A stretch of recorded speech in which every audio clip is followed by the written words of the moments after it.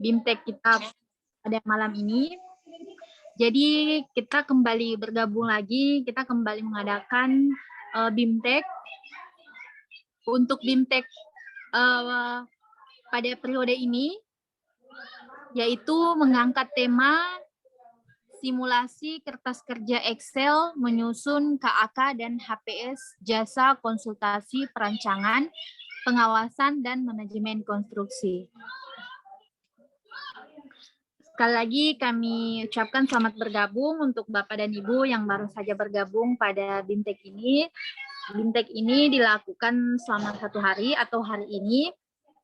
Jadi di sini kita sudah bersama dengan narasumber kita, yaitu yang terhormat Bapak Kurniawan Ilyas.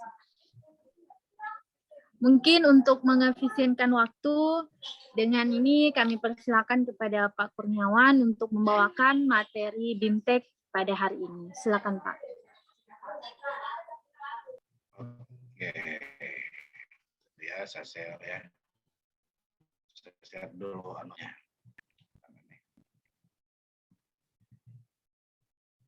Oke.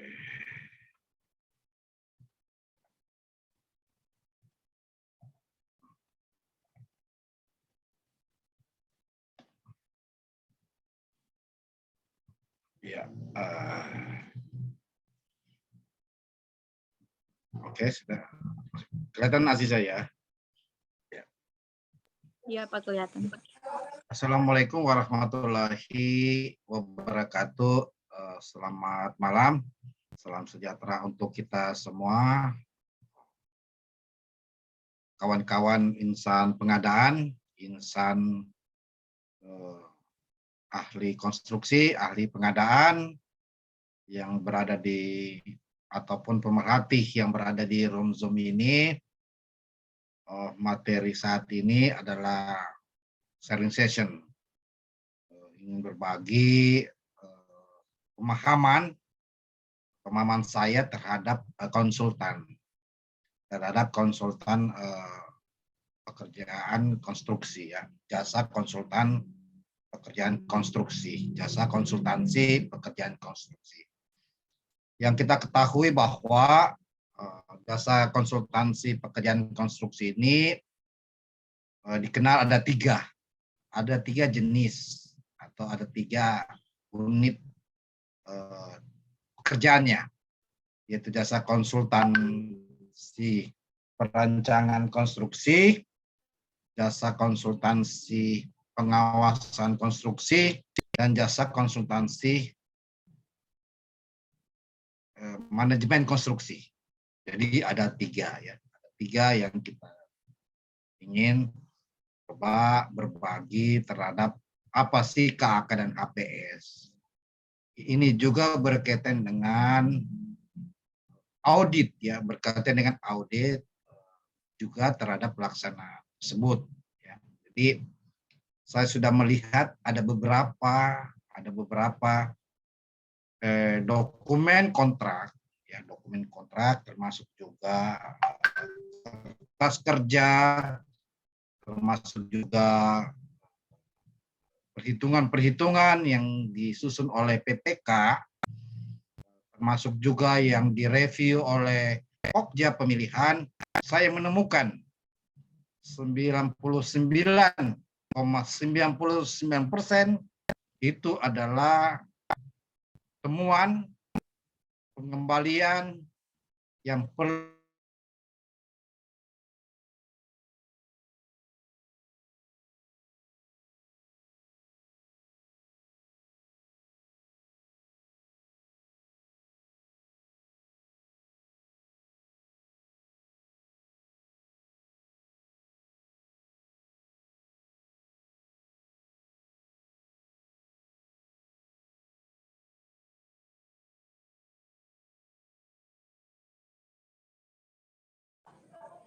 Pak Kurniawan.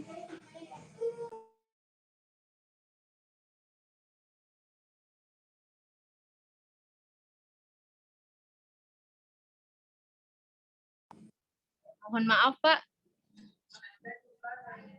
Pak Kurniawan, mohon maaf Pak, suaranya.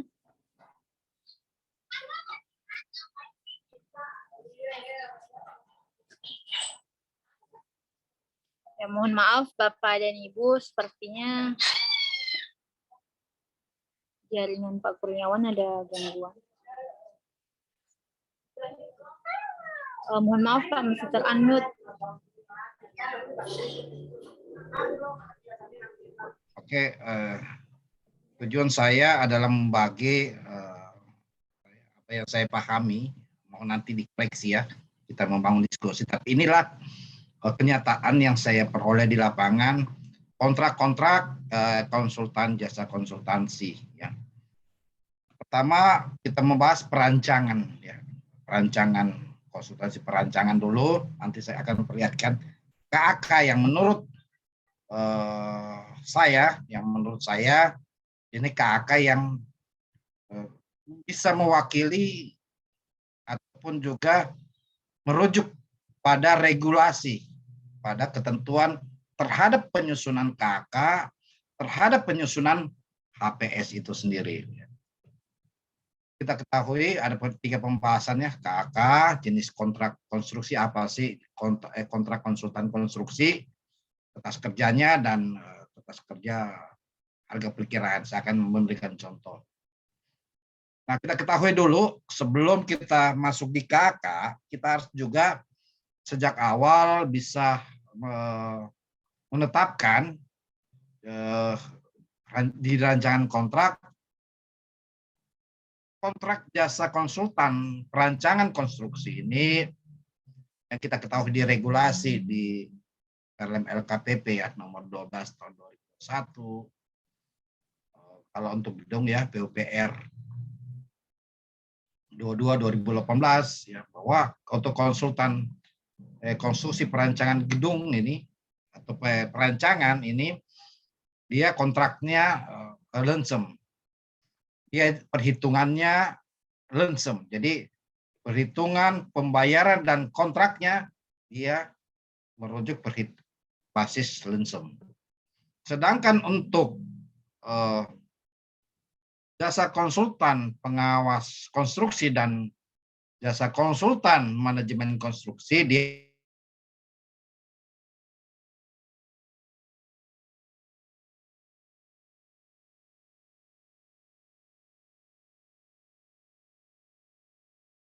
apa sih di atas output? Apa saja output perancangan konstruksi? Ya, selama ini yang saya peroleh dokumen-dokumen yang saya dapatkan. Aduh.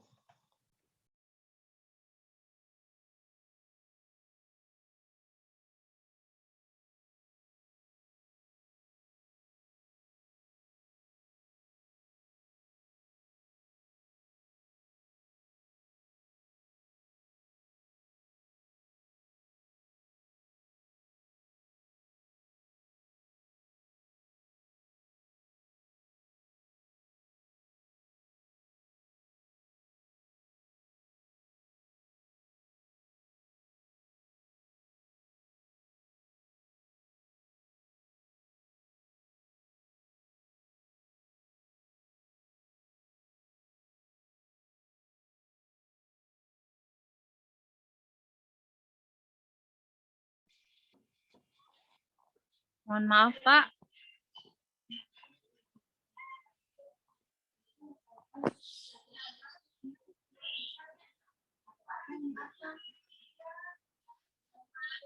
Pak Kurniawan.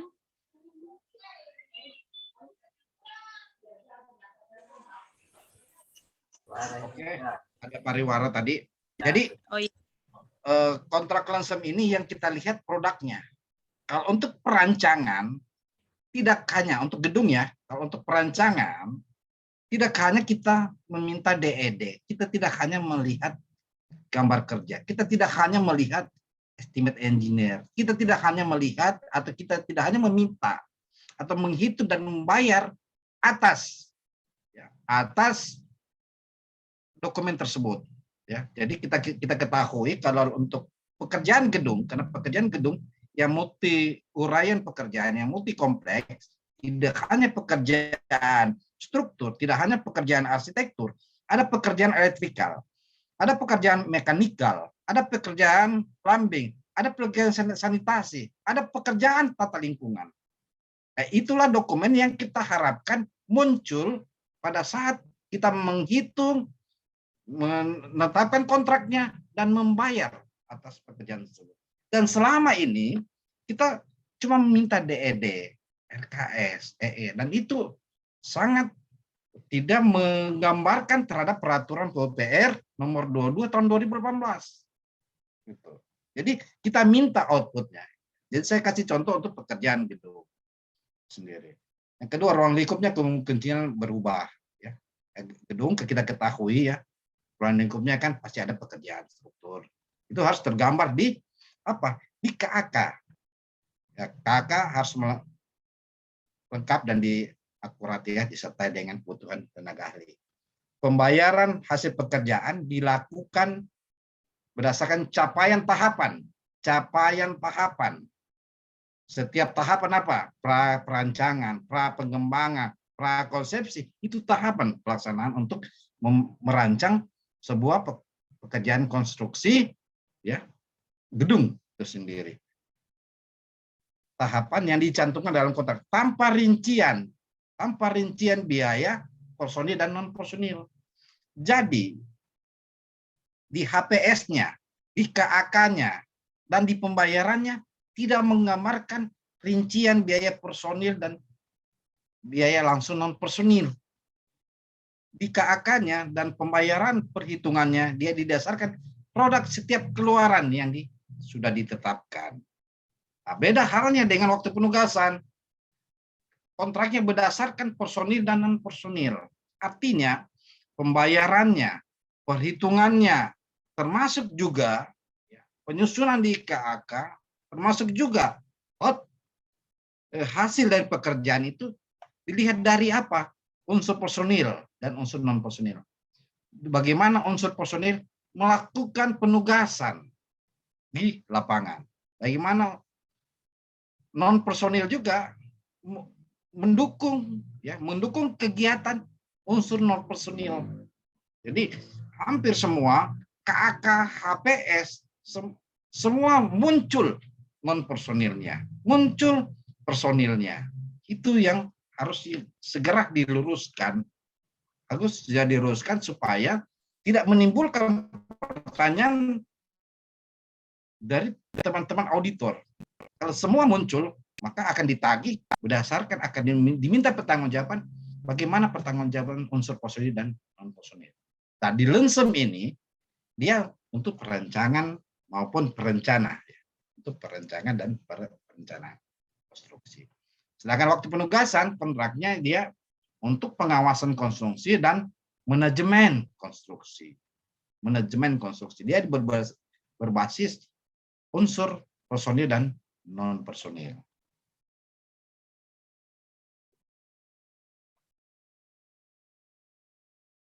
Ini kakaknya, saya lewati saja.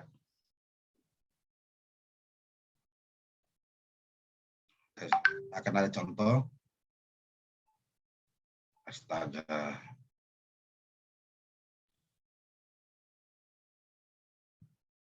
Halo.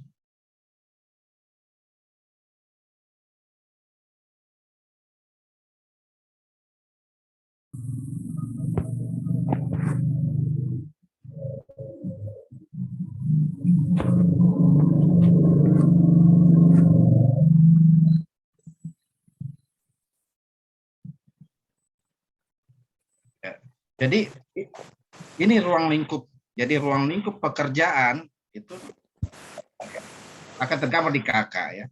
Contoh saja di tempat. Ini contoh. Nah, di pekerjaan gedung kita ketahui di pekerjaan gedung ini ada konsepsi perancangan. Ada prarancangan, ada pengembangan rancangan. Ini gambaran di laporan pendahuluan. Sedangkan di laporan antara, ini penyusunan gambar detail, penyusunan rencana kerja, dan syarat, rencana anggaran biaya, mendampingi tender. Di laporan bulanan ada pemeriksaan kesesuaian pelaksanaan pekerjaan, ada penyelesaian gambar apabila penyelesaian gambar dan spesifikasi teknis, rekomendasi persoalan yang timbul. Jadi di perancangan konstruksi tidak hanya selesai ketika khusus untuk gedung, tidak hanya selesai ketika perancangan konstruksi itu atau penyedia perancangan konstruksi sudah menyediakan DED, RKS, dan RAD ataupun estimate engineering-nya saja. Dia harus bekerja sampai laporan pengawasan berkala. Laporan pada saat terakhir atau PHO.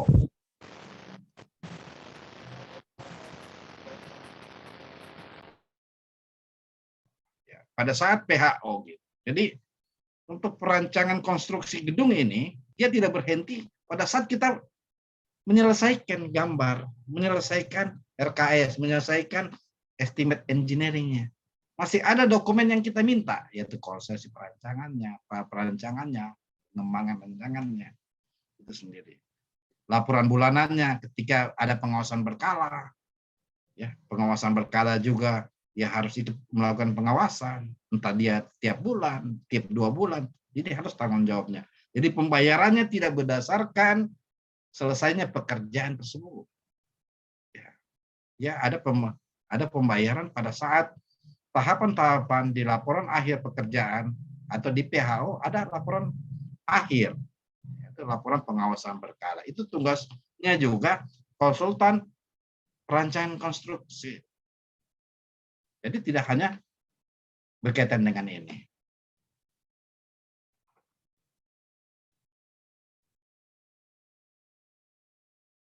Oke, ini tidak perlu. Nah, komponen biaya perencanaan konstruksi atau perancangan konstruksi. Ini yang dimaksud tadi bahwa berdasarkan tahapan-tahapan. Dalam kontrak, tentu kita bisa membagi berapa kali termen kita bayarkan. Umpamanya 3 kali. Konsepsi perancangan 10%, perancangan 20%, pengembangan rancangan ya berarti kurang lebih 55%. 55%. Bisa 1 kali termen ini. Ketika dia sudah menghadirkan konsepsi perancangan, sudah menghadirkan prarancangan, sudah menghadirkan pengembangan rancangan. Tidak hanya ini, selama ini teman-teman PPK, Pokja hanya melihat, mereview, ikut mereview rancangan detail dan RAB dan lain-lain. Tidak ikut juga teman-teman perancangan konstruksi atau penyedia perancangan konstruksi tidak ikut pada saat tender ketika produknya ini ditanyakan oleh peserta dalam hal tender konstruksi. Jadi penyedia perancangan konstruksi dia harus hadir dan dia punya bobot untuk pembayarannya atau persentasinya 5%. Dan terakhir tidak langsung dibayar, ada pengawasan berkala 15%. Jadi untuk pekerjaan gedung Undang PPR 28 2018 itu 15%. Jadi itu kata kuncinya. Jadi cara pembayaran kita, cara perhitungan kita berdasarkan ketentuan yang sudah disebutkan di sini. Tidak didasarkan rancangan detail saja, gambar detail, RKS, RAD, atau EE. Masih banyak komponen-komponen yang harus dihadirkan, harus dipertanggungjawabkan oleh konsultan perancangan konstruksi. Apa itu konsepsi perancangan? Ya, saya bagikan ya. Ini saja data informasi, perancangan, rencana tapak, dena, gedung. Nah, sama halnya ini pekerjaan kalau kita bicara pekerjaan desain and build, rancang bangun ini saja namanya basic design. Kalau kita bicara rancang bangun, ini basic design yang harus dihadirkan dalam dokumen ketentuan PPK. Bisa kita lihat di Perlep LKPP nomor 3 tahun 2000, Perlep LKPP nomor 12 tahun 2001 di lampiran 3 di MDP 6. Ini namanya basic design. Kalau untuk di kerjaan konstruksi integrasi rancang bangun, ini basic desainnya. Ini harus dikembangkan oleh PPK dalam dokumen ketentuan PPK. Saya masuk di praktik saja supaya tidak teoritis. Saya masuk di praktik ya.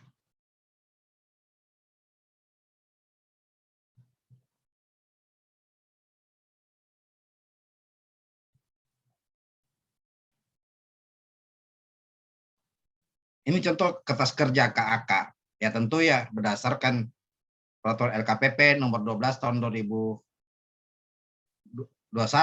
di lampiran 4 atau lampiran 5, bukan di MDP 4 atau MDP 5. Ini contoh KAK. Ini sistematika KAK. Saya ambil contoh untuk perencanaan gedung konstruksi pembangunan sekolah ya. Ya tentu ada latar belakang. Kita harus menggambarkan latar belakang. Untuk apa sih ini gedung diperlukan? Untuk apa gedung ini hadir? Kita ada latar belakang.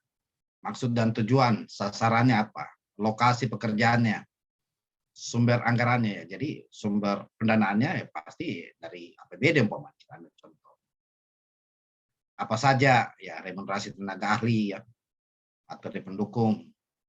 Dan ini sebenarnya harus dihadirkan dalam KAK supaya jelas dan tegas.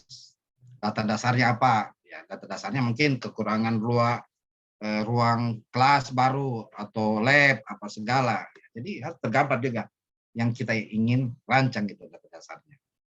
Ya, standar teknis ini kita bisa dilihat di PUPR ya, PUPR 12 tahun 28 2018. Kita bisa lihat juga di PUPR PP 16 tahun 2000 ya 16 tahun 2021. Ini bisa kita pindahkan. Studi terdahulu apa saja? Mungkin ada studi-studi ataupun studi terdahulu atau pekerjaan terdahulu yang sudah pernah dikerjakan tentang gedung sekolah, bisa kita ambil sumbernya. Ataupun juga kita ingin desain tipikalnya untuk gedung sekolah karena khas sekolah SMA umpamanya. Itu kita bisa tampilkan. Referensi. Nah, untuk ruang lingkup, ini yang paling penting, untuk ruang lingkup, kita harus gambarkan sejak awal sebenarnya. Kita harus gambarkan, meskipun belum muncul apa yang disebut umpamanya volume atau kuantitas atau harga. Kita harus gambarkan, apa sih ruang lingkup pekerjaan perancangannya. Oh, kita lakukan untuk perancangan gedungnya. Ya. Oh, berarti kita ingin membuat perancangan gedung, ya persiapannya apa saja. Bersihan lahan. Kedua juga pekerjaan sipilnya, pekerjaan galian. Ini kita harus lakukan arsitekturnya apa, map-nya ya, mechanical electrical plumbing-nya, utilitas sanitasinya. Tahapan dilakukan apa? Persiapan perancangan yaitu survei, perancangan lanjutan, persiapan tender. Jadi ini tanggung jawab dari ini tahapan yang dilakukan oleh konsultan perancangan konstruksi besar. Dan ini produknya. Ini pasti dia produknya. Terhadap ruang lingkup gedung ya yang akan dirancang. Ini produknya. Kurang lebih demikian produknya. Kurang lebih produknya ini. Jadi keluarannya apa? Jadi keluarannya Host mohon di slide so. Ya, dulu. Mohon pemaparan di slide so.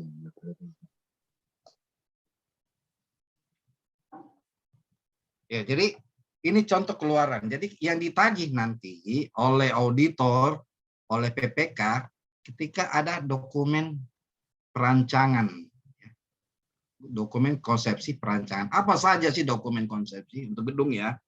Untuk gedung, dia punya persentase 10% mencakup data, informasi, analisis, data, pemikiran, pertimbangan, program ruang dan ini bisa ini ada di TUPR 22 tahun 2018.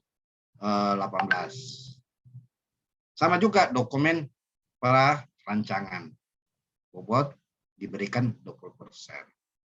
Sama juga dokumen pengembangan rancangan. Ini juga 25%. Nah, ini ketika untuk pekerjaan rancang bangun, pekerjaan terintegrasi rancang bangun, design and build, ini disebut basic design. Belum masuk di dokumen rancangan detail. Ini contoh ya, contoh untuk perancangan gedung.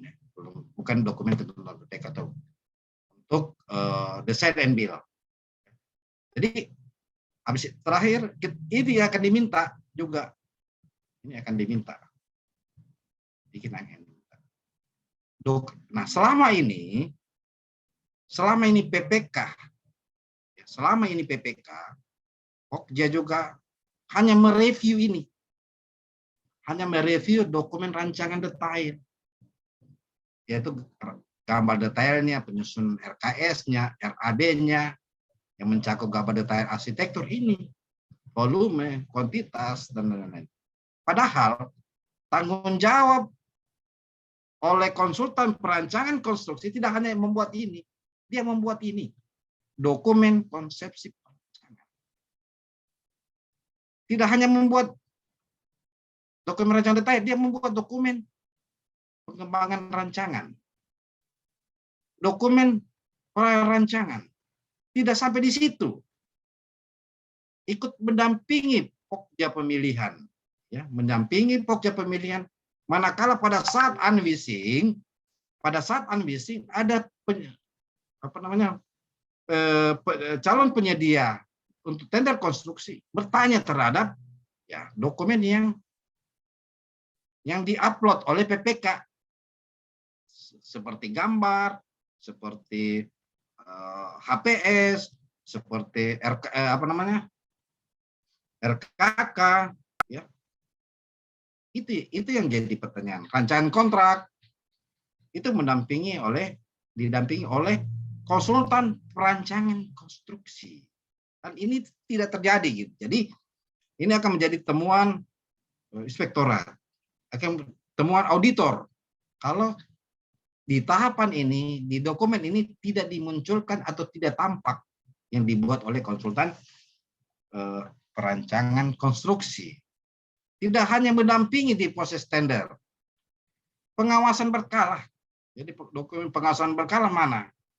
Jadi tidak hanya selama ini ketika sudah jadi dokumen rancangan detail dibayar 100%. Oh, itu menjadi temuan, itu menjadi persoalan lagi yang timbul. Maka bisa menjadi pengembalian.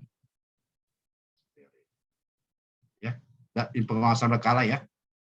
Ini sampai PHO ya. Sampai serah terima pertama. Peralatan material, tidak tahu ya, approval lingkupnya.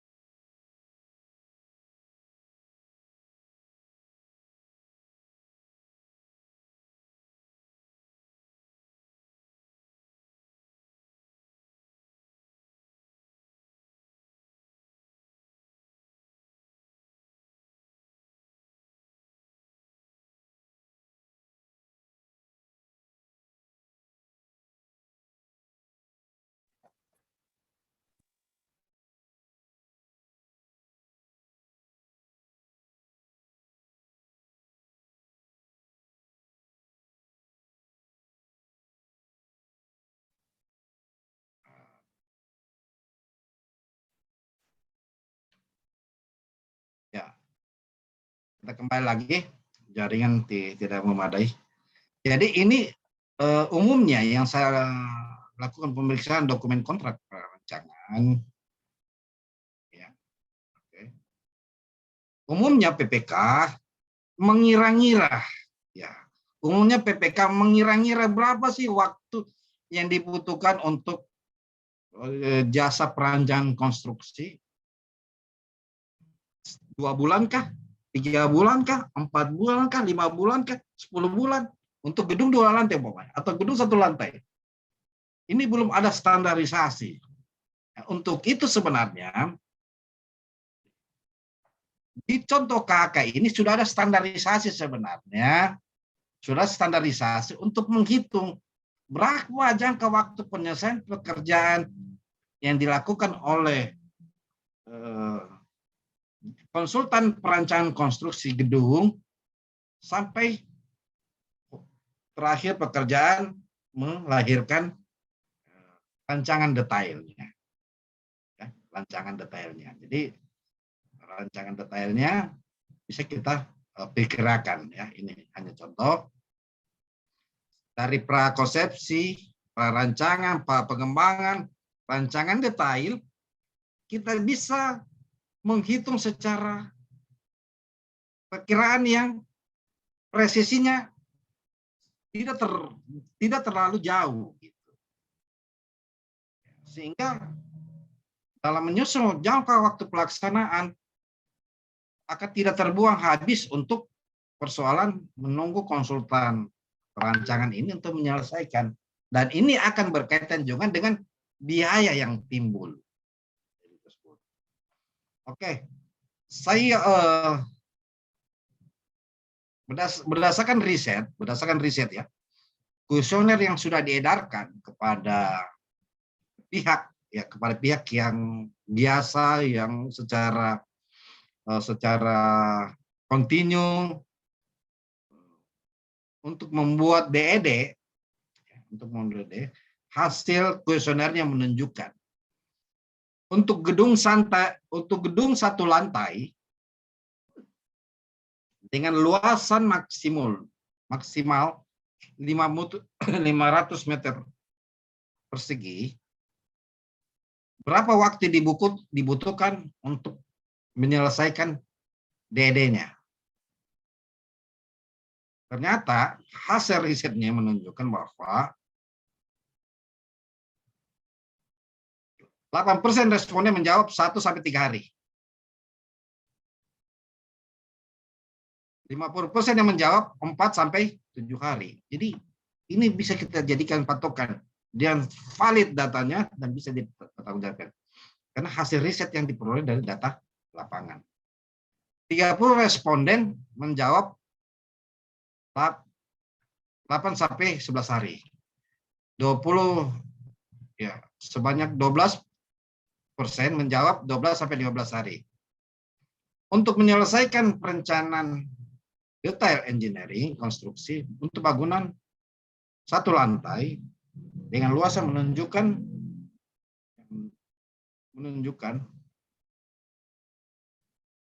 bahwa sebanyak 12% responden menjawab 1 sampai 3 dan seterusnya. Waktu yang diperlukan jadi yang paling tinggi adalah 8 sampai 14 hari. 8 sampai 14 hari rata-ratanya responden. Ini hasil riset dan bisa dipertanggungjawabkan. Jadi hasil risetnya dia menghasilkan 8 sampai 11 hari mampu menyelesaikan pekerjaan ini. Ini hasil riset dan saya punya datanya 8 sampai 14 hari. Selanjutnya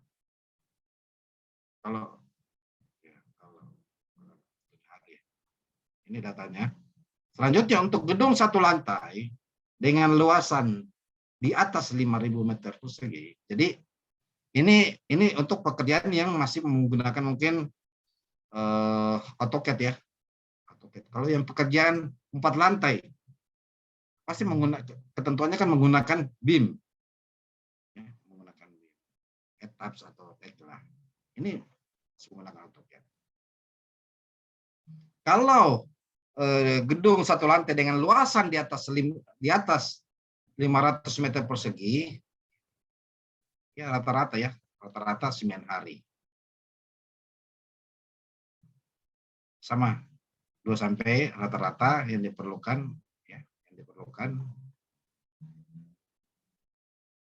Kalau 2 sampai maksimal 10.000 meter persegi diperoleh jawaban responden 8 sampai 11 hari.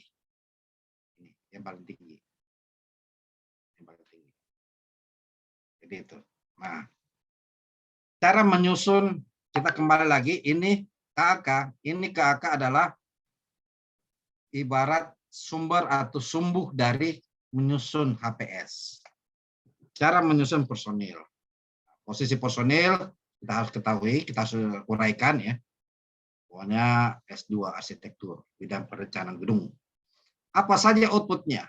Jadi ketua tim sebagai leader, apa saja output yang harus dia hasilkan? Apa saja tanggung jawab yang harus dia hasilkan? Pasti dokumen konsepsi perancangan, perancangan, dokumen ini. Jadi dia semua. Jadi tanggung jawab dari ketua tim atau leader itu adalah semua output pekerjaan. Semua output pekerjaan. Bagaimana ahli teknik sipil atau struktur? Dia bisa ini ya, dokumen konsepsi outputnya, perancangan, pengembangan, dan dokumen detail. Bagaimana dengan pengawasan berkala? Itu bisa dilaksanakan oleh tenaga pendukung atau bisa dilaksanakan leader.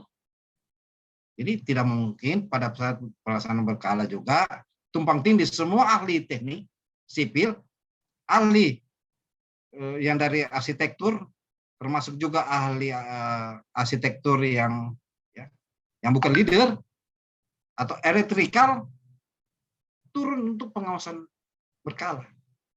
Dan itu menjadi tidak mungkin karena akan menjadi tumpang tindih pekerjaan itu. Prinsip efisien dan efektivitas dalam pengadaan sudah tidak tercapai. Sama juga ahli arsitektur yang mendampingi mensusun rancangan detail.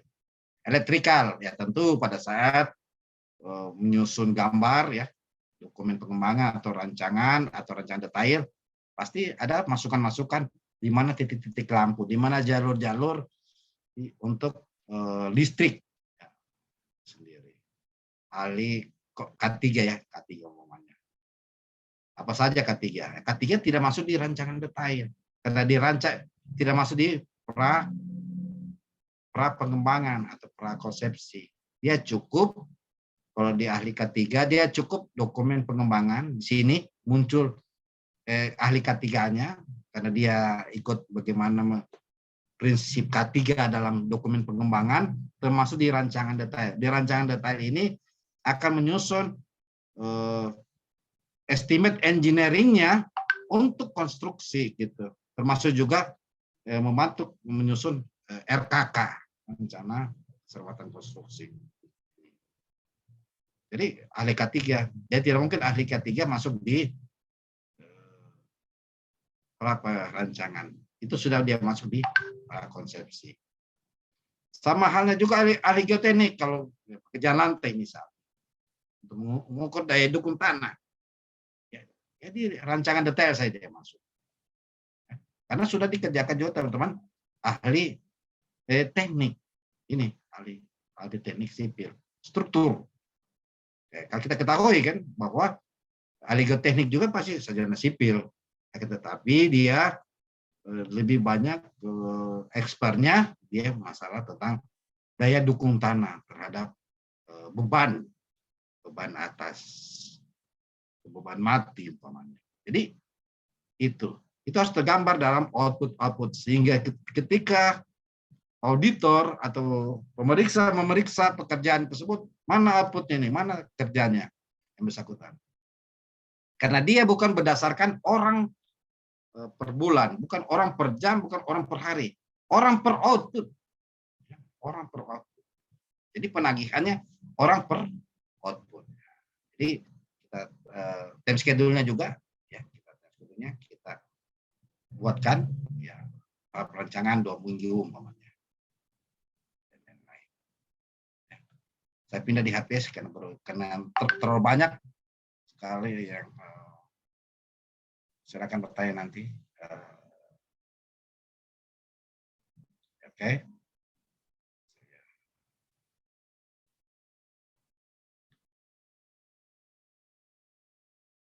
Saya masuk di MK ya. Pengawasan sama MK sebenarnya.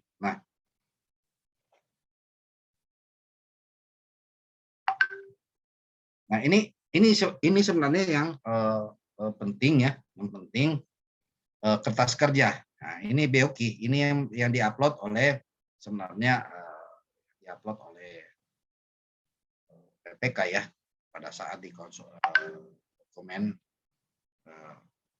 untuk persiapan seleksi ya, untuk persiapan seleksi ini yang diupload. Nah dari data-data tersebut yang saya sebutkan di KK harus dipindahkan di dalam menyusun harga perkiraan sendiri. Laporan dokumen konsepsi apa saja kita minta ini. Jadi auditor ini meminta ini.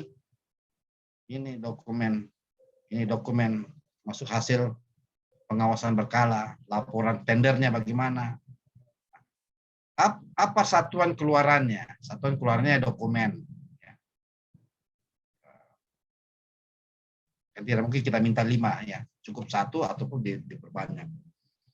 Nah, total harganya 74 juta. Pak Kurniawan, kenapa muncul 74 juta?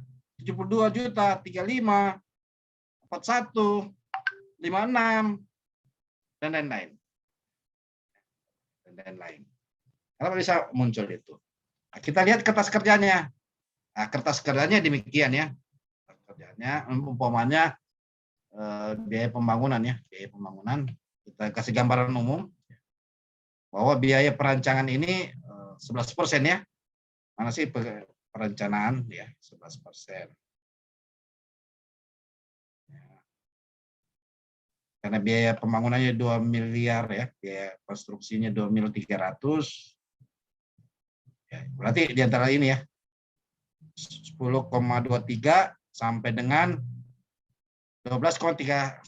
Ya, berarti dia punya range-nya nih. Bisa di atasnya 10, bisa di bawahnya 12,39. Tapi tidak boleh lebih. Ini berdasarkan konstruksi fisik. Nilai paketnya 1M sampai 2,5M. Saya kasih ilustrasi contoh, jika paket pekerjaannya 2.300.000.000. Berarti kita tetapkan saja, PPK-nya tetapkan berapa sih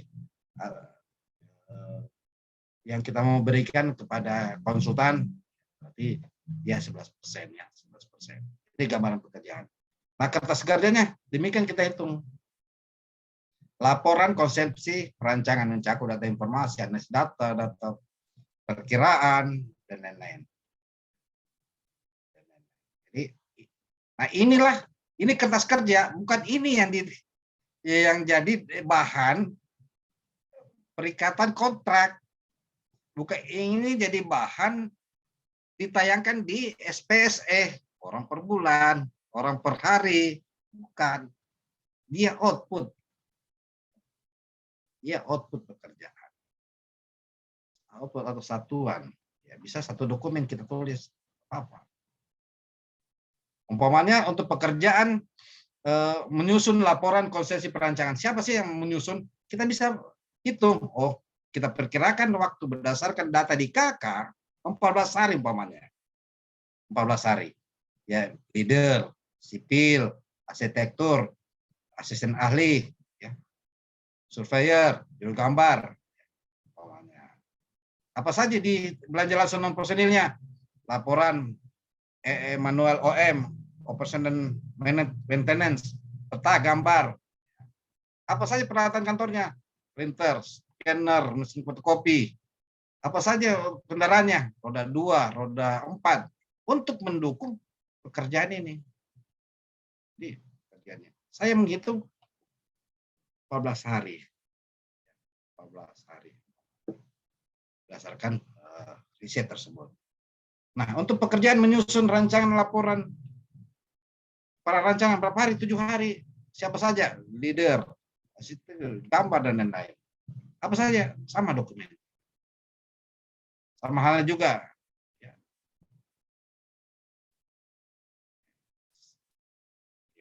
Laporan dokumen pengembangan. Sama juga. Apa saja? Jadi ini kita sesuaikan dengan kebutuhan ya, kebutuhan tenaga ahli. Ini bisa saya bagi ya, saya bagi teman-teman. Jadi langkah yang paling lebih efektif adalah kita harus melihat, kita harus membuat juga daftar upah dan bahan. Umpamanya S2 ahli media 3 tahun arsitektur leader. Ini PPR 897 ya. Nah, ini harus diintuk indeksnya harus ada dikali indeks untuk belanja langsung ya, belanja langsung non personil. Ini untuk jenis remunerasi belanja langsung non personil. Ini belanja langsung non personil. Ini indeks. Ambil Sulawesi Tenggara, satu contoh. Ini muncul 31 juta ya, karena perkalian 33.500 dikali indeks Sulawesi Tenggara sama dengan 31. Ini sudah ada contohnya. Ini sisa diubah saja kalau mau ubah.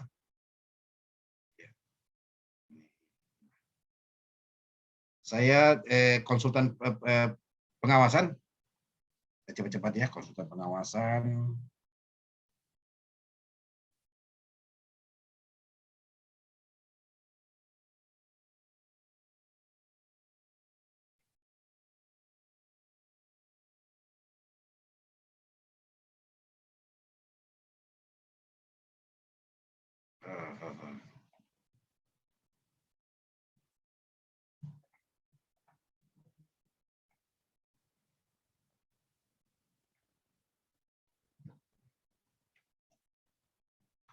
Pengawasan. Oh, tidak masuk ini.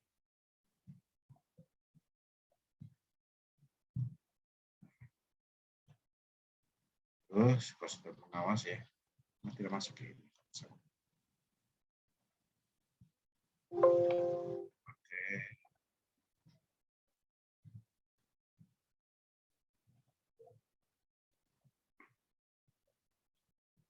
Oh ya. Pengawas ya.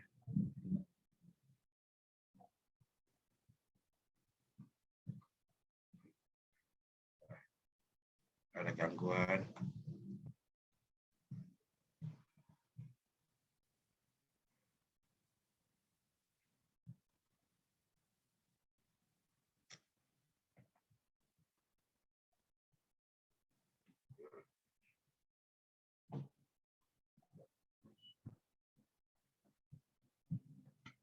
Nah, ke mana nih MK ya? Saya ambil MK saja ya. Saya ambil MK contoh. Oke.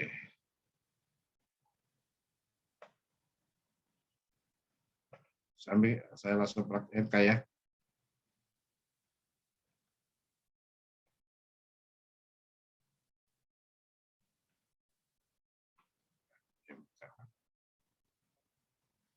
Nah, ini MK pengawasan tiba-tiba hilang filenya. Sama saja pengawasan ini, pengawasan dengan MK tidak terjauh beda, hanya MK dia mendampingi ya. MK mendampingi pada saat persiapan pengadaan untuk tender konstruksi ya. Yang kedua, MK ini untuk desain and build. Ini saya kasih contoh saja MK latar belakang bahwa apa sih MK tanggung jawabnya ya, melaporkan pelaksanaan kontrak. penjaminan mutu, membantu pengguna jasa, persiapan pengadaan. Jadi MK dia bersifat juga pengawasan, tapi kalau pengawasan dia untuk pekerjaan setelah ada jasa konsultan perancangan konstruksi memperoleh penyedia konstruksi bersamaan kontraknya dengan pengawasan konstruksi. Sedangkan MK dia ikut mendampingi pada saat persiapan pengadaan untuk pekerjaan gedung. Apa saja kewenangan di MK itu sendiri? Kita lihat.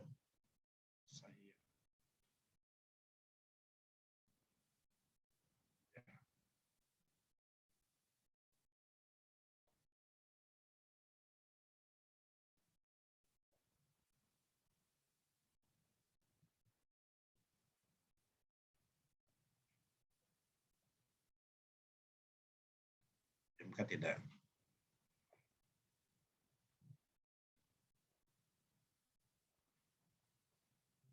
MK.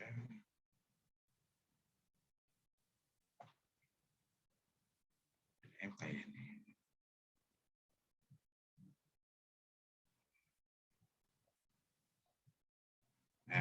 Nah, untuk MK, kalau untuk konsultan manajemen konstruksi, sama halnya juga perhitungan, dia berbasis waktu penugasan.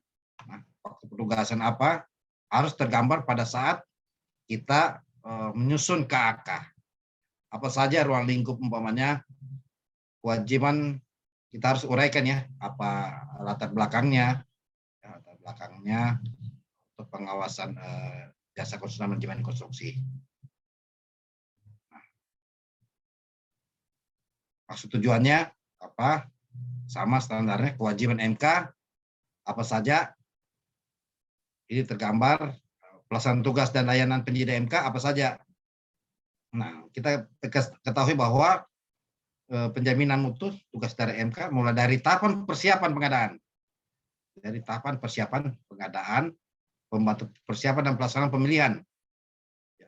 Jadi tanggung jawab MK demikian. Kita bisa lihat peraturan PPR 28/2016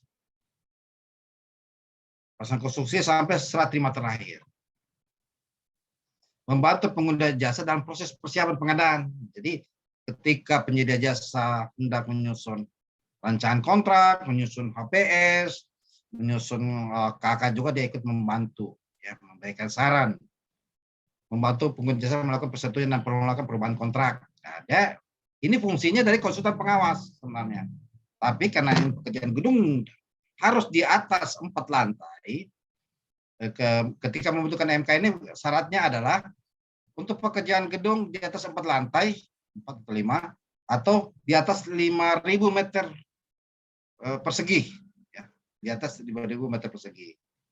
Dia fungsinya sama seperti konsultan pengawas, karena konsultan pengawas tidak ada di tahapan persiapan pengadaan, persiapan pelaksanaan pemilihan, dia ada di tahapan pelaksanaan konstruksi sampai serah terima terakhir. Nah, apa tujuannya? Sasarannya apa? Sasarannya kita harus gambarkan bahwa fungsi layanan profesional MK, pengkajian, evaluasi, rekomendasi, justifikasi, pemeriksaan, pengujian, pengawasan. Jadi dia kurang lebih sama untuk konsultan pengawas konstruksi. Yang bedanya adalah dia kalau di pengawas konstruksi dia tidak dimasuk di persiapan pengadaan dan persiapan pelaksanaan pemilihan. Nah, kalau di MK, baik itu desain and build, rancang bangun pekerjaan konstruksi dan integrasi, dia sudah masuk di sini nih. Dia sudah masuk sini. Untuk pekerjaan gedung di luar tender rancang bangun, berarti dia masuk di sini. Kedaerahan MK.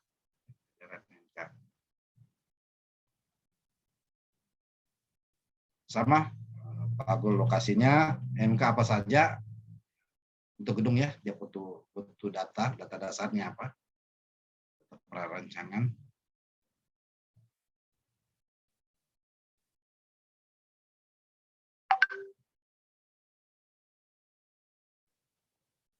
Nah, ada yang penting terhadap MK ini, terhadap tenaga ahli.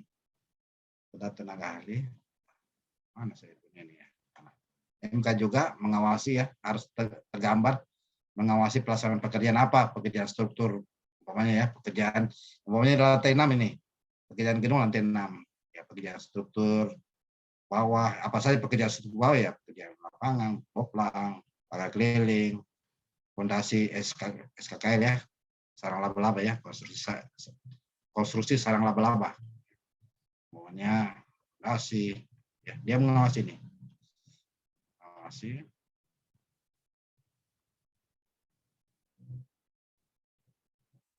Ini yang penting dari MK yaitu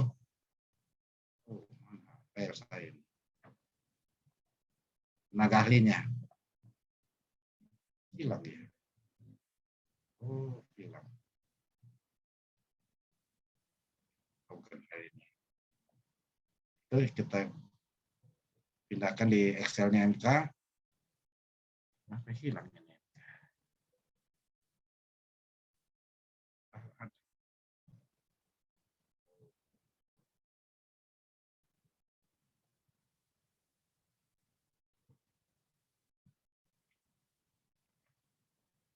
MK kurang lebih seperti konsultan ini ya. Mula-mula kita harus membuat dulu apa namanya kertas kerja MK. Jadi MK dia berbasis orang per bulan ya. Dia berbasis orang per bulan. Nah, namun dalam rinciannya ini juga yang jadi ini kertas kerja.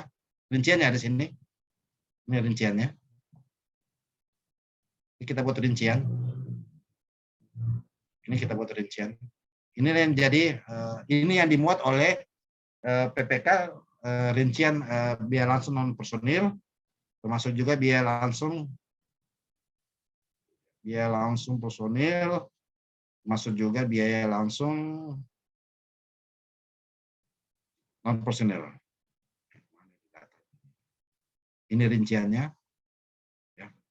Ini kita bisa gambarkan. Ini yang jadi dasar PPK ya, PPK memuat di SPSE biaya langsung personil. Sedangkan biaya langsung non personil demikian. Ini yang mengikat ya. Jadi yang mengikat adalah demikian. Nah, bagaimana kertas kerjanya? Ini kita lihat di rinciannya. Sama saja, ini kita perlu perhitungan bahwa untuk biaya langsung personil, tenaga ahli, tenaga penuh profesional, untuk pekerjaan yang saya gambarkan tadi di lantai 6, layanannya apa sih sebenarnya MK? Tadi, mereview penetapan KK, menyusun HPS, menyusun ya. Ini ya. Ini layanan dia. Nah, bukan mereview tapi memberikan kajian atau pendampingan terhadap review dan penetapan KK.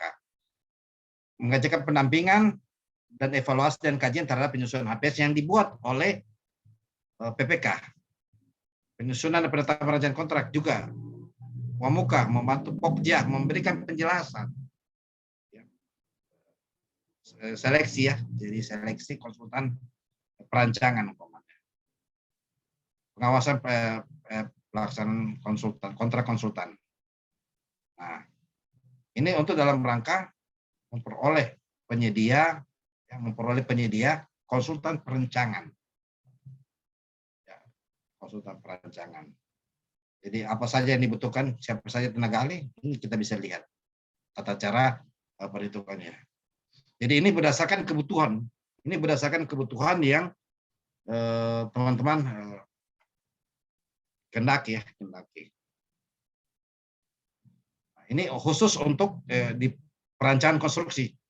Jadi dalam rangka persiapan kita memperoleh perancangan konstruksi ini, ya, kita harus review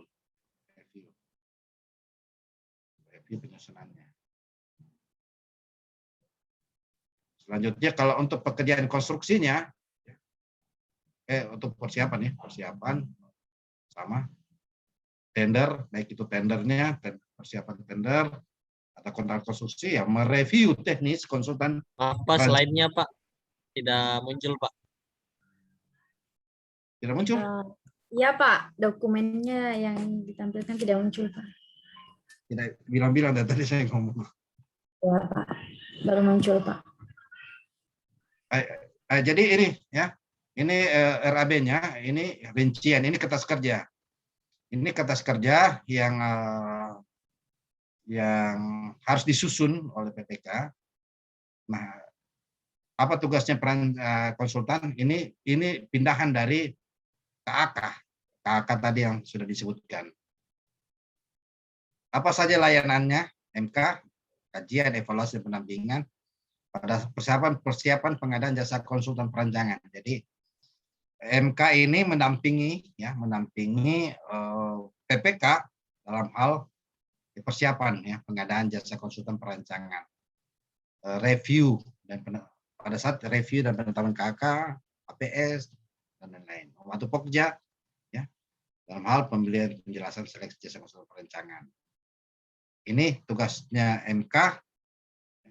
Jadi setiap ini layanan jadi harus tergambar sini.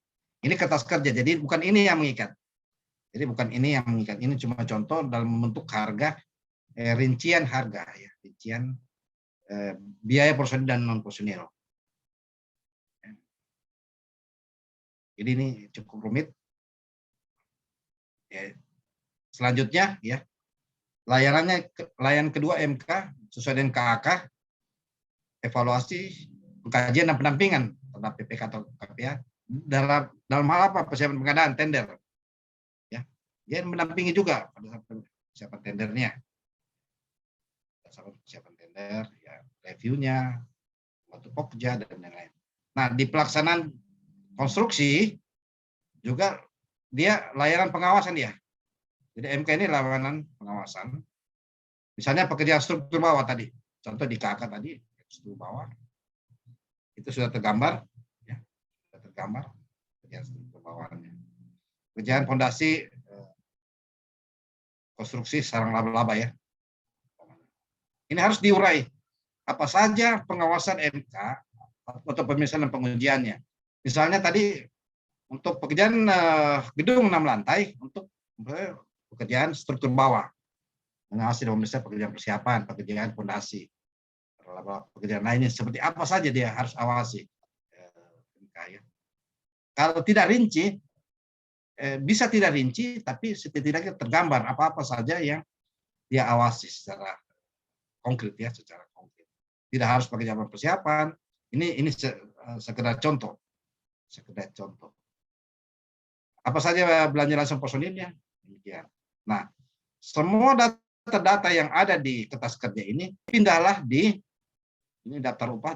Jangan lupa tetap ada daftar upah.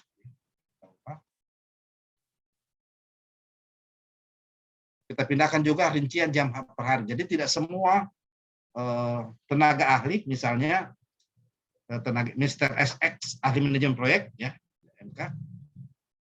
Nah, ya dia 6 bulan dia bertanggung jawab ya, terhadap pengawasan. Misalnya. 6 bulan ini sudah termasuk juga pengawasan pemeliharaan. Nah, ini sudah termasuk pemeliharaan 6 bulan.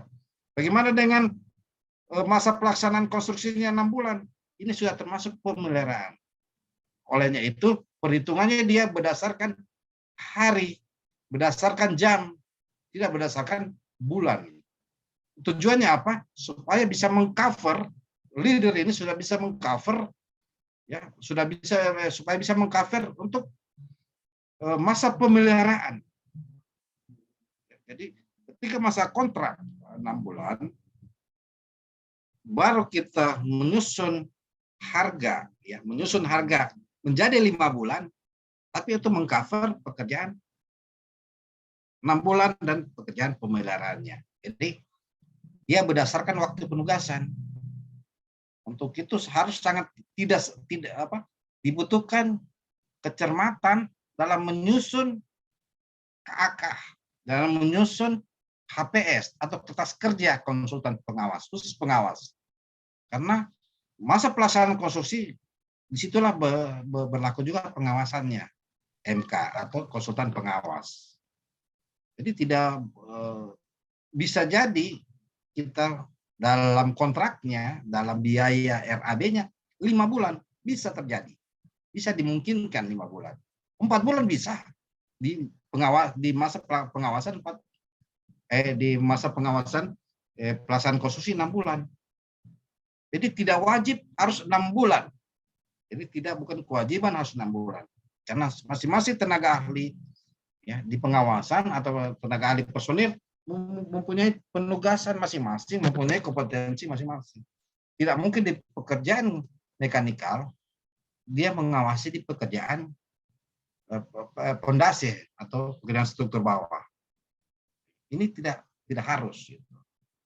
Atau teknikal, elektrikal ya. Jadi ini muncul kertas kerja kita susun, habis itu biaya langsung personil ini pindahan dari rincian per hari. Rekapnya ya bahwa ya ketentuannya ya 60-40. Ini sudah sesuai. Masuk juga biaya langsung non personil ya. Sudah sesuai ya. Ini sisa dipindahkan saja di sebelah rekapitulasinya.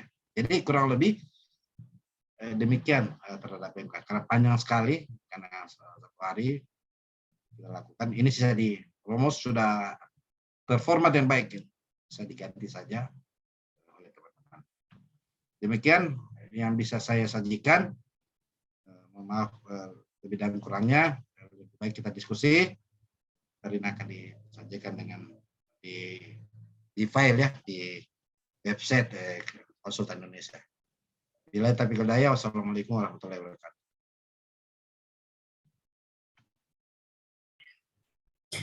Waalaikumsalam warahmatullahi wabarakatuh. Terima kasih Pak atas pemaparan materinya mengenai dengan simulasi kertas kerja Excel, menyusun KAK dan HPS, jasa konsultansi, perancangan, pengawasan, dan manajemen konstruksi. Baik, Bapak dan Ibu peserta webinar, silakan. Jadi setelah ini kita akan sesi tanya jawab atau sesi diskusi untuk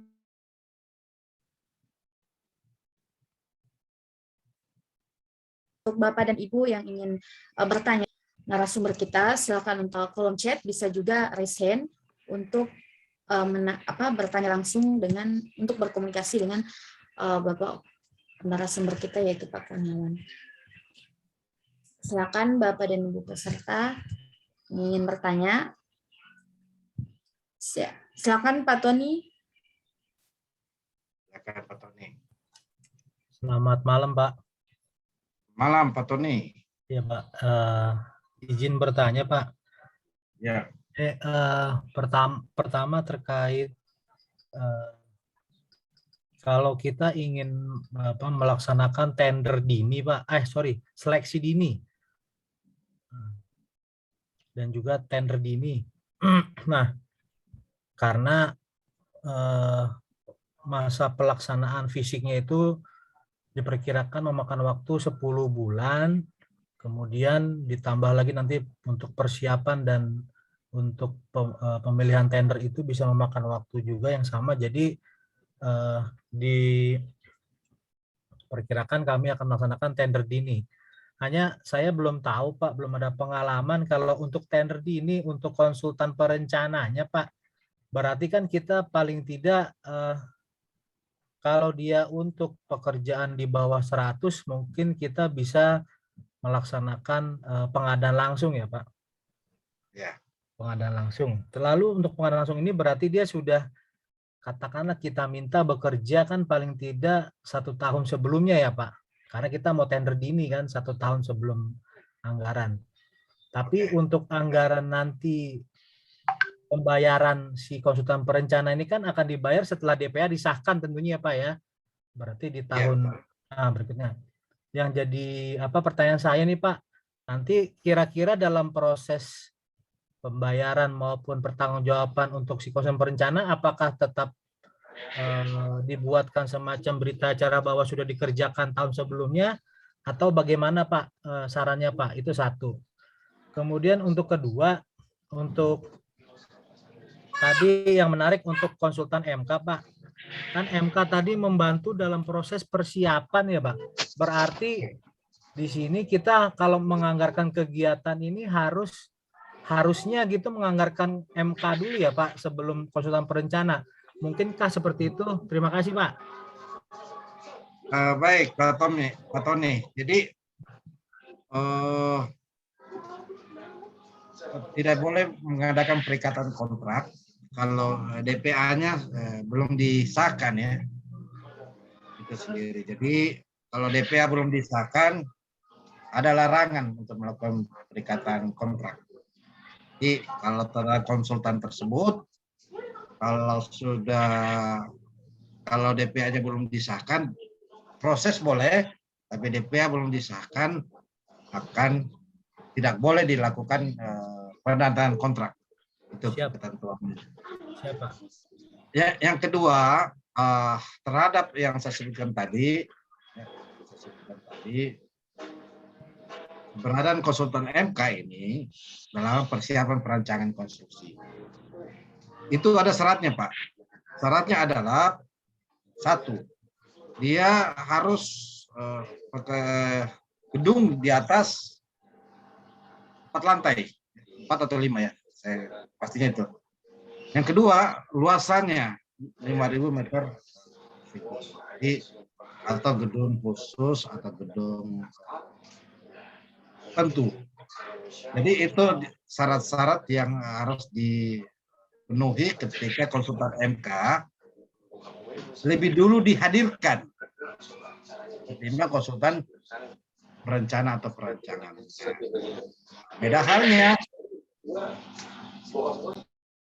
Beda halnya kalau desain and build, Pak Tony. Desain and build juga lebih duluan lagi konsultan MK-nya. Karena kalau desain and build ini bersamaan dengan tender konstruksinya. Lebih duluan lagi konsultan MK-nya. Jadi prinsipnya adalah tidak boleh ada perikatan kalau DPA itu belum disahkan sendiri. Yang kedua, harga itu berlaku 1 tahun anggaran. Jadi ketika kita dapat harga di 2021, harga tersebut yang berlaku di yang sebelumnya, sisa kita review kalau tidak ada perubahan lokasi atau perubahan tempat.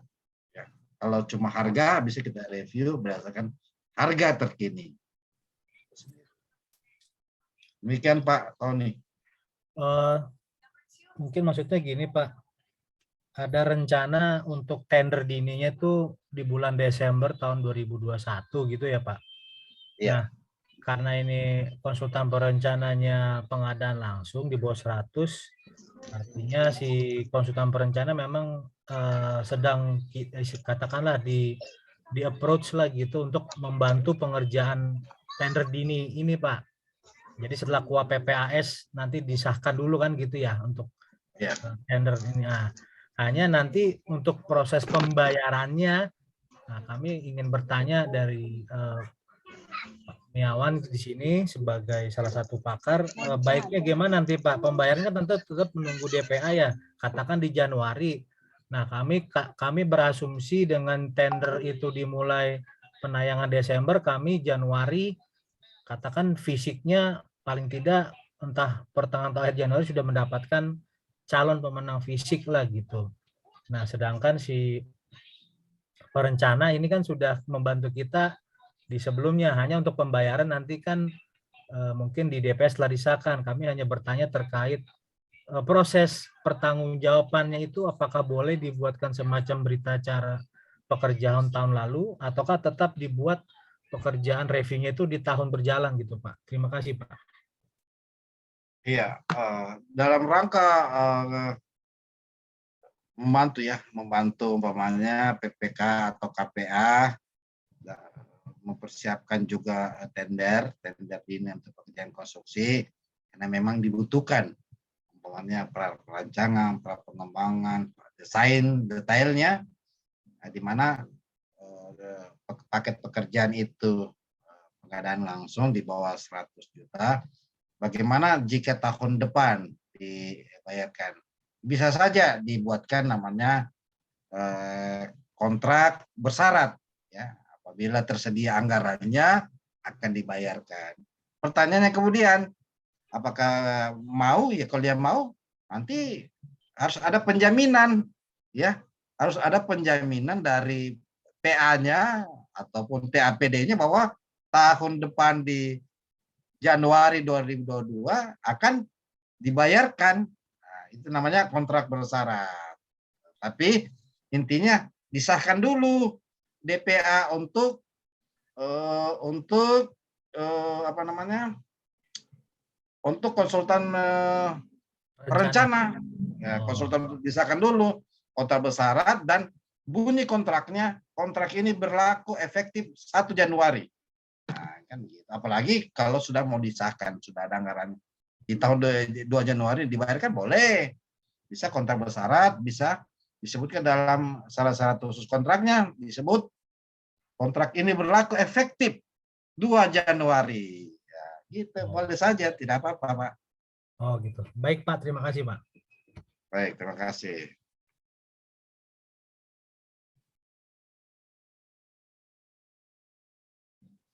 Silakan Asisa. Pak Arlin, silakan Pak Arlin. Baik Pak, terima kasih. Assalamualaikum warahmatullahi wabarakatuh. Waalaikumsalam. Terima kasih Pak atas kesempatan yang diberikan. Ini Pak, kami mau sharing saja Pak terkait dengan pengalaman Bapak. Bagaimana Pak, kalau itu kan tadi saya lihat ada indeks remunerasi. Bagaimana jika Terima kasih Pak.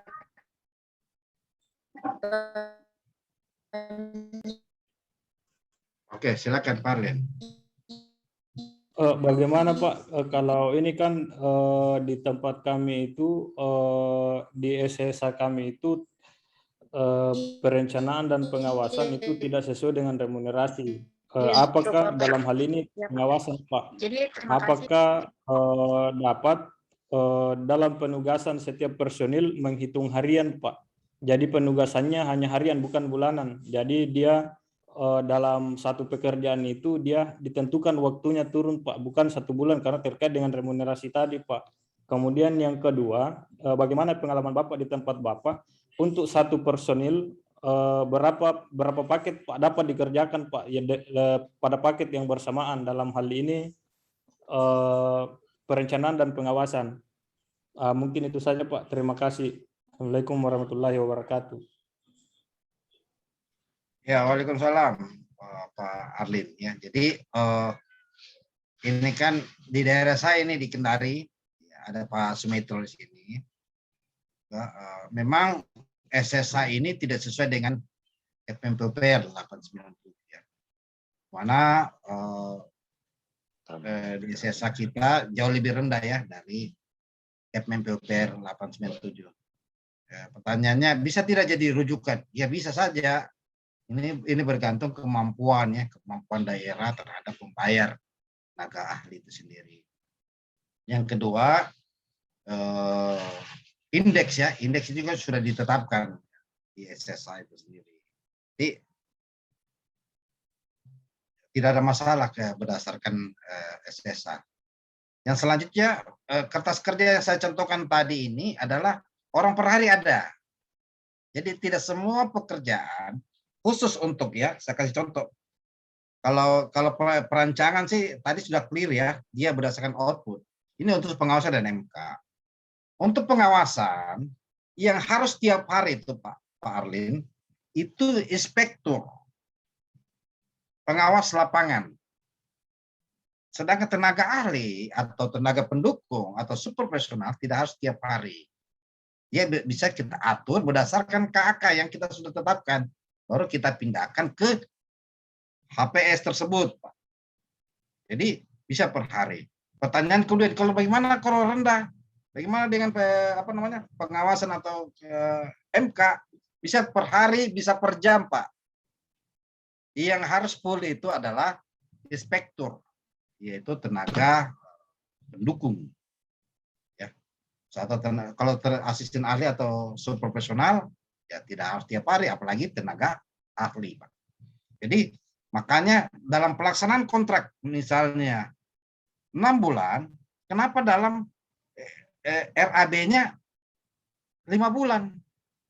Kita buatkan 5 bulan, bisa, Pak. Karena yang mengikat adalah waktu pelaksanaan penugasannya. Sedangkan pembayarannya 5 bulan itu kita sudah atur bahwa setiap hari dilakukan oleh tenaga ahli arsitektur. Umpamanya 1 hari atau berapa jam. Kita atur di dalam KK. Kita atur di dalam RAB. Itu sendiri di dalam HPS. Jadi saya sudah melihat pengawasan di konstruksi di tempat saya, tenaga ahli itu paling datang 1 jam, habis itu pulang lagi. Yang nongkrong itu adalah pelaksana lapangannya atau inspekturnya. Jadi kita bisa atur ritmenya sehingga leader atau pimpinan leader ataupun pimpinan perusahaan menugaskan saudara turun cuma 1 jam, karena saya bayar saudara orang per jam. Itu untuk meminimalisasi biaya konsultan pengawasannya. Jadi pertanyaan kemudian, kontraknya bagaimana? Ya, kontraknya tetap dia mengawasi 6 bulan, tapi pembayarannya 5 bulan. Bukan 5 bulannya, tapi ketika dihitung berdasarkan orang per jam atau orang per hari, dia terbayar 5 bulan saja atau 4 bulan setiap itu. Jadi cara menyusun kita umumnya menyusun HPS orang per bulan semua tenaga ahli. Tidak benar itu. Itu bakat temuan. Karena kenapa? Turun bersamaan semua tenaga ahli arsitektur, mekanikal, plumbing, sanitasi, tata lingkungan di hari yang sama, dan ada situ inspektur ngapain? Mau ngopi? Kan tidak mungkin kan mengawas. Jadi itulah yang sebenarnya harus ketat menghitung untuk pengawasan dan MK sendiri. Kalau perancangan konstruksi atau perencana, dia berbasis output. Gitu. Jadi selama ini kita hitung untuk pengawasan 6 bulan semua. Termasuk leadernya 6 bulan, belum tentu. Leader itu tidak harus tiap hari datang. Ada yang harus tiap hari itu pengawas. Nah, sehingga untuk itu pentingnya teman-teman APIP melihat di sini banyak temuan yang bisa kita kembalikan ke negara. Karena perhitungan HPS menggampangkan, tidak benar itu. Justru yang paling rumit itu adalah konsultan pengawas atau perencana MK, karena dia ditugaskan berdasarkan item-item atau item-item pekerjaan konstruksi. Pokoknya inspektur ya harus tiap hari, tenaga ahli gitu sipil. Oh, berarti pekerjaan fondasi saja dulu. Kalau sudah slope selesai, sudah kolom selesai, tembok ya bisa arsitektur. Jadi kita bisa bagi berdasarkan penugasannya dia, berdasarkan kompetensi dia, berdasarkan penjadwalannya. Untuk itu kita harus gambarkan di KK. Ya, kita harus gambarkan di KK, Pak Arlin. Jadi tidak lebih rumit menghitung konsultan pengawas dengan MK ketimbang menghitung pekerjaan konstruksi. Karena ini berkaitan dengan setiap tahapan dan pertanggungjawaban atas biaya yang dikeluarkan. Karena konsultan pengawas, konsultan manajemen konstruksi, dia waktu penugasan dibayarkan orang personil, orang per personil itu sendiri. Beda kalau konsultan perancangan, dia orang per output pekerjaan sendiri. Demikian.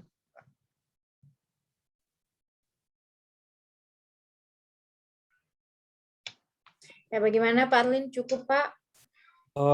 Sedikit lagi, Bu, terkait dengan itu yang tadi, Pak. Berapa pekerjaan, Pak, untuk pengawas untuk 1 orang, Pak, untuk 1 orang inspektur, Pak? Apakah dapat mengerjakan lebih dari 1 dalam pelaksanaan yang bersamaan?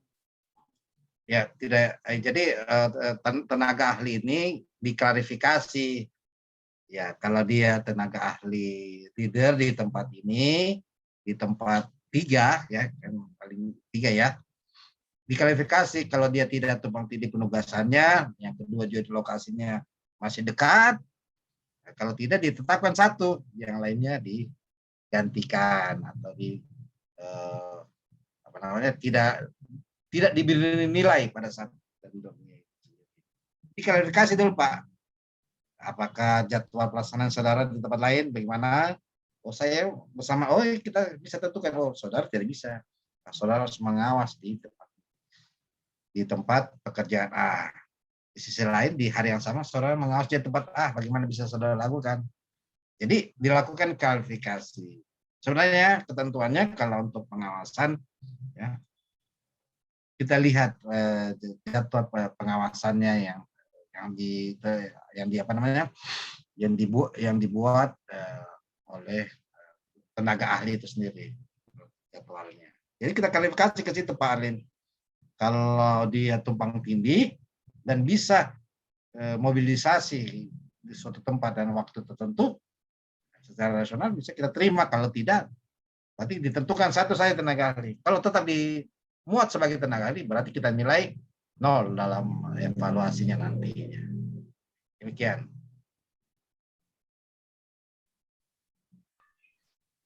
Ya.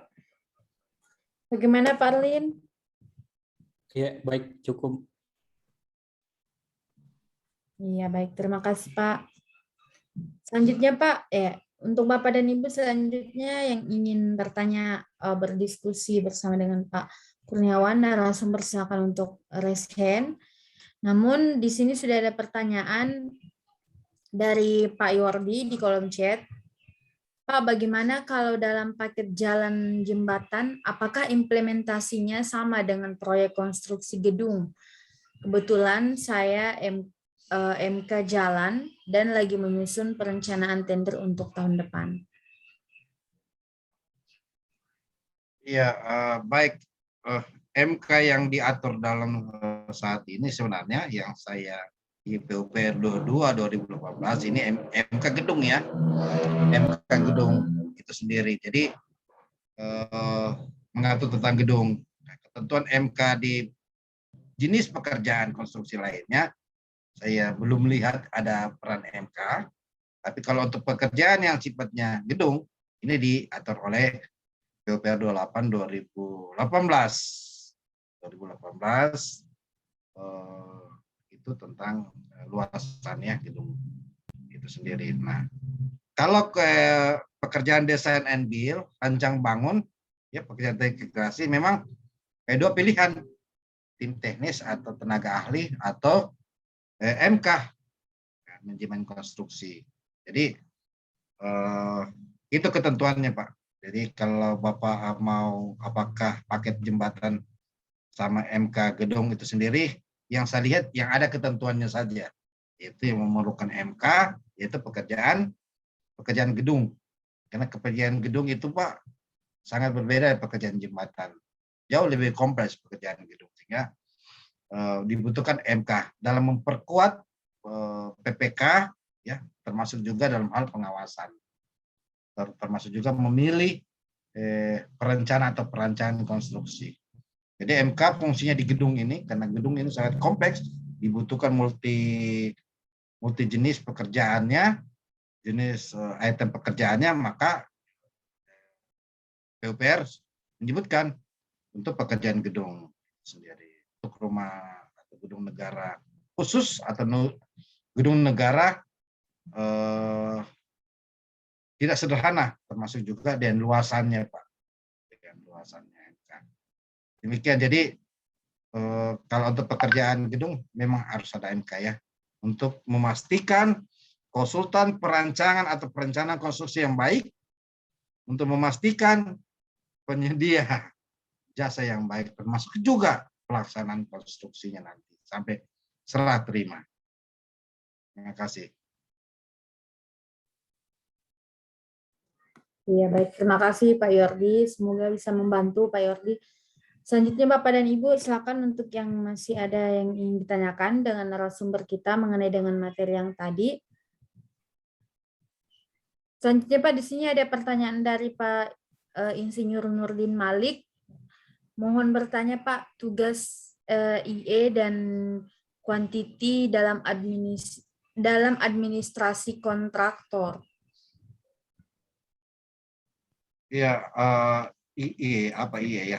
Mungkin lebih quality atau quantity engineer ya? Apa ini, inspektur engineer ya? Ya mungkin sekitar itu ya, inspektur engineer atau apa, quantity engineer dan administrasi kantor ya. Jadi ini bukan tugasnya apa namanya kontraktor ya. Ini tugasnya kalau di kontraktor itu Pak Nurdin Malik, dia di kontraktor itu ada 3 jenis, ada 4 ya, kurang lebih 4, termasuk juga apa. Pertama manajemen proyek ya, atau personil manajerial itu ada 4 ya. Pertama manajer proyek atau manajer konstruksi. Yang kedua manajer teknis. Yang ketiga adalah manajer keuangan. Yang keempat adalah K3 ataupun petugas K3 ya. Kalau pertanyaannya di inspektur engineering ataupun quantity engineer dalam administrator konsultan, nah itu tugasnya berbeda ya. Kalau quantity pasti menghitung ya. Kemudian kalian untuk menghitung kuantitas ya. Kalau untuk quality engineer atau inspektur engineer mengawasi para pelaksana pengawasan di lapangan. Jadi dan itu juga kalau bicara administrasi, itu administrasi di level petugas administrasi yang ada di konsultan pengawas atau konsultan MK Pak Nurdin. Jadi kalau di konstruksi itu dia personil manajerial. Ada tadi manajer proyek, manajer teknik, manajer keuangan, dan ahli K3 atau tugas K3. Kalau di konsultan dia leader ataupun juga apa ya leader, inspektur engineer, pengawas engineer, quality engineer, quantity engineer, supervisi engineer, ya macam-macam penugasnya. Tapi untuk administratornya tidak berlaku kepada mereka. Mereka bersifat teknis, sedangkan administrasi sudah dibagi berdasarkan penugasan yang disebutkan tadi. Ya, disebutkan tadi bahwa ada tenaga administrasi kantor. Tadi itu muncul di KAK ya, muncul juga di ATS itu sendiri. Demikian Pak Nurdin.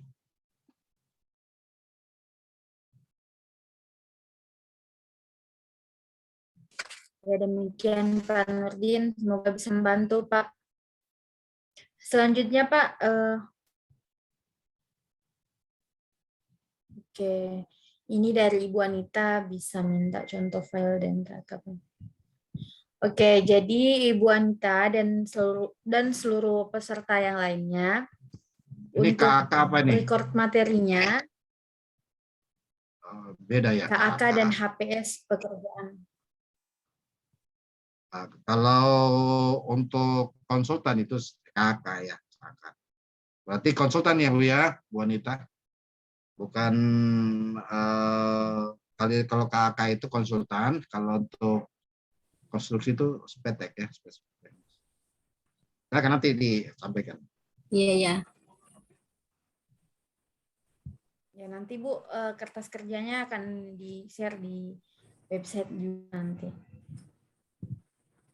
Dari Pak Nurdin lagi Pak, katanya siap bertanda tangan di shop drawing, apa quantity engineer atau inception engineer. Siap bertanda tangan di shop drawing, apa di shop drawing apa, quantity engineer atau inspection engineer. Ya, mungkin kita harus bisa ditanggapi. Baik. Baik, jadi Pak Nurdin, soft drawing itu kan dibuat oleh pelaksana konstruksi. Ya. Dibuat oleh pelaksana konstruksi. Pada saat apa sih sebenarnya? Pada saat setelah dilakukan ya, MC0 ya. Sinol. Pak. Mutia cek. Di backup ini yang di administrasinya kontraktor, Pak. Kita konsultan, Pak. Iya ya. Jadi soft drawing ini dibuat. Jadi soft drawing ini dibuat oleh kontraktor, Pak. Ya betul. Ya, tapi kan kita konsultan, siapa yang tanda tangan di situ, Pak? Oh, gitu. Jadi saya uraikan dulu, Pak. Jadi ini dibuat konsultan.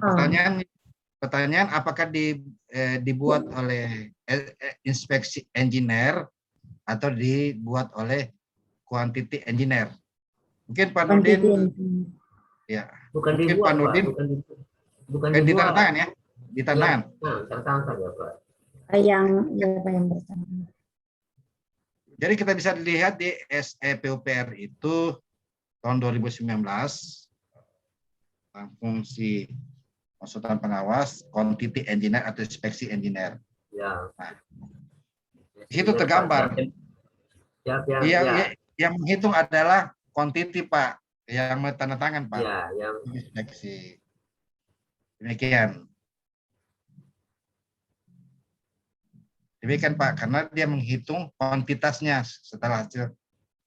Dia ikut juga ya bersama-sama PPK, bersama-sama laksana konstruksi, ya menghitung berapa volume pada saat sebelum dan sesudah MC0 itu sendiri, Pak. Jadi yang tanda tangan adalah quantity engineer, Pak. Atau disebut juga kalau di pengawasan ya quantity engineer. Ya. Kalau ini Pak, IE apa yang kalau IE atau inspeksi engineer itu apa saja yang dia tanda tangan, Pak? Dia administrasinya kontraktor. Ya, Pak. Kalau kan sekarang ada Pak inspeksi.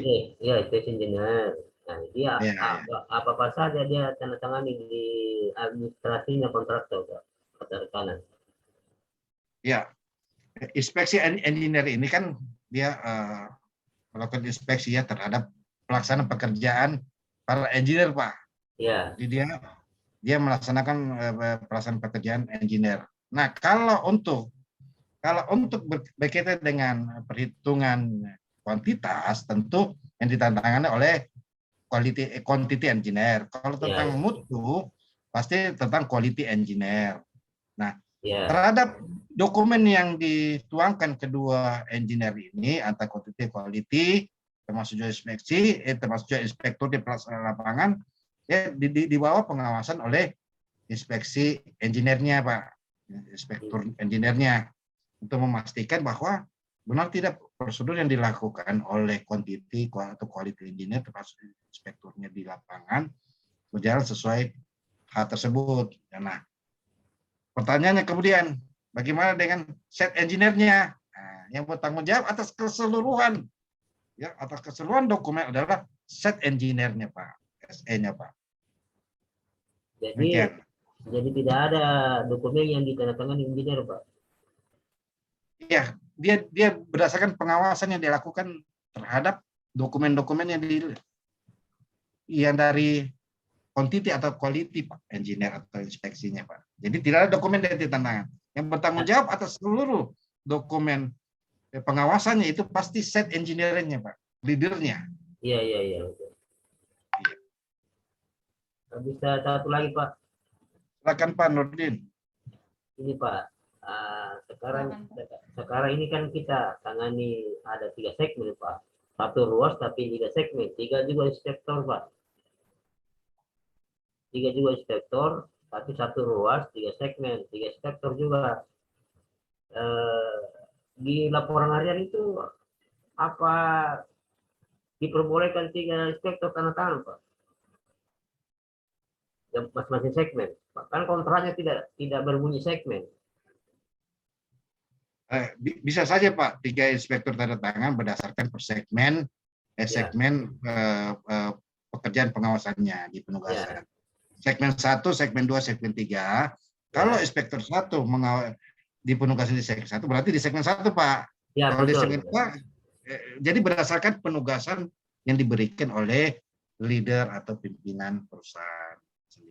Tapi kan Itu, Pak. kontrak kita tidak berbunyi segmen, Pak. Dia berbunyi saja luas, toh. Iya, Pak.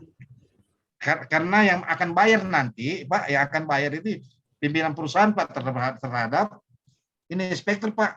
Jadi berdasarkan waktu penugasannya. Kalau penugasannya di segmen 3, dia inspektur 1, baru penugasannya segmen 1 saja, baru dia pindah di segmen 3, kan tidak dibayar, Pak. Dan tidak bertanggung jawab atas hasil yang diperoleh. Tapi kalau sudah ditugaskan di segmen 1 atau di role 1, ya berdasarkan apa yang ditugaskan dari leader atau pimpinan perusahaan, Pak. Karena dia dibayar berdasarkan pimpinan penugasan dari pimpinan perusahaan atau leadernya. Jadi itu juga bahwa selama ini juga teman-teman auditor juga melihat Pak Nurdin berdasarkan orang per bulannya dibayar 3 juta tidak. Itu perjanjian kerja antara pemilik perusahaan dengan orang yang kerja di situ. Demikian Pak Nurdin. Oh iya Pak. Pak nanti, tapi ini sudah ada kakaknya nih Pak, chairman-nya sudah ada. Apa itu Pak Nurdin? Chairman-nya Pak. Kan ini baru nih Pak, ini ada IE, ada Quantity, baru tahun ini kita Pak ada dua-duanya ini. Kan mungkin CI mungkin dulu nih, sekarang jadi IE atau inspection engineer itu. Iya. Iya Pak. Dan sudah ada aturannya, bisa kita baca-baca Pak. Oh ya, nanti saya share Pak Nurdin. Di grup mana Pak Nurdin ini? Di periode berapa? Di sini juga Pak. Di sini aja di grup ini. Periode 1, periode 10 atau periode atau bintek khusus sih Pak? Di sini aja Pak. Kalau perlu berapa? 7 kan aja Pak. 7. Oh 7 ya? Oh, nanti saya share di 7. Atau bergabung dulu di link ini Pak Nurdin. Ini yang sudah dibagikan supaya karena saya upload di website Pak Nurdin supaya aman bisa dicari kapan pun. Oh di website Pak. Nanti saya cari website Pak. Iya Pak. Ya. Oke Pak. Terima kasih. Terima Pak. Baik, terima kasih Pak Nurdin. Di sini Pak, dari Pak Yordi, Pak boleh minta filenya. Jadi Bapak dan Ibu peserta kami sampaikan kembali untuk seluruh file yang dipaparkan oleh narasumber akan di-share nanti di website CV Konsultan Indonesia di akhir kegiatan atau di akhir materi. Mulai dari sertifikat, materi, dan record materi, semuanya akan diupload dan bisa diakses oleh peserta webinar yang sudah melakukan pendaftaran atau registrasi pada BIMTEK ini. Jadi untuk materi dan record materinya hanya bisa didapatkan oleh peserta webinar yang sudah melakukan registrasi atau mendaftar pada website CV Konsultan Indonesia. Baik Bapak dan Ibu. Sudah cukup ya, sudah. Artinya sudah tidak ada pertanyaan juga ya, Pak mengenai dengan materi kita pada malam ini. Jadi itu tadi mengenai dengan materi pada malam ini yaitu BIMTEK pada periode ini. Terima kasih untuk Bapak dan Ibu yang sudah bergabung pada BIMTEK ini. Sampai jumpa di webinar-webinar selanjutnya. Untuk Pak Kurniawan mungkin ada closing statement-nya Pak. Ya, terima kasih. Assalamualaikum warahmatullahi wabarakatuh. Penutup saya hari ini adalah pertama lebih sulit menghitung pekerjaan HPS ya, HPS konsultan, pengawas dan ketimbang menghitung pekerjaan konstruksi. Itu yang pertama. Yang kedua adalah masa pelaksanaan kontrak untuk pengawasan konstruksi termasuk MK ya, berdasarkan masa pelaksanaan pekerjaan konstruksi, akan tetapi perhitungan dan pembayarannya tidak mengikut masa pelaksanaan pekerjaan konstruksi tersebut. Jadi artinya apa? pelaksanaan konstruksi yang pelaksananya 10 bulan tidak berarti harus pembayaran dan perhitungannya berdasarkan 10 bulan pelaksanaan. Tapi pelaksanaan pengawasannya berdasarkan 10 bulan. Tapi pembayarannya dan perhitungannya tidak berdasarkan 10 bulan untuk menjamin bahwa setiap uang yang dibayarkan berdasarkan waktu penugasan itu tepat sasaran, efektif, efisien, dan ekonomis sesuai waktu penugasan yang diberikan. Dan itu akan menjadi catatan inspektorat apabila terjadi kelebihan-kelebihan pembayaran atas perhitungan dan pelaksanaan pekerjaan konsultan, khususnya pengawasan dan MK itu sendiri. Demikian.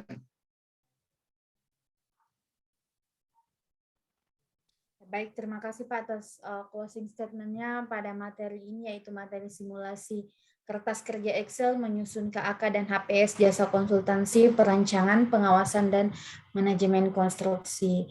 Kembali lagi kami ingatkan bahwa materi, record materi, dan sertifikat akan kami upload nanti ketika di akhir kegiatan, setelah kegiatan ini. Dan untuk Bapak dan Ibu yang mendapatkan sertifikat dan record materi dan beberapa kertas kerja yang telah dipaparkan tadi, yaitu yang telah melakukan registrasi pada BIMTEK ini. Baik, sampai berjumpa kembali di BIMTEK dan webinar-webinar selanjutnya. Mohon maaf apabila ada kesalahan selama pemaparan materi. Akhir kata, wassalamualaikum warahmatullahi wabarakatuh. Untuk link registrasinya sudah di-share di kolom chat. Terima kasih. Waalaikumsalam warahmatullahi wabarakatuh.